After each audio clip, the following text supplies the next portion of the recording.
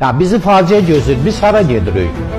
Bu uşaqlar danmırlar, deyəndə də deyirlər ki, ay müəllim, filan kəslər çıxır, hər şeyləri var. Yəni, bu ölkə baboşların, nə bilim mən, nuruşların, bubuşların ailə, məkanı deyil axı. Bu ölkə zavurların, xoşqədəmlərin, toliklərin, nə bilim mən, culiklərin, yəni bunun məkanı deyil axı.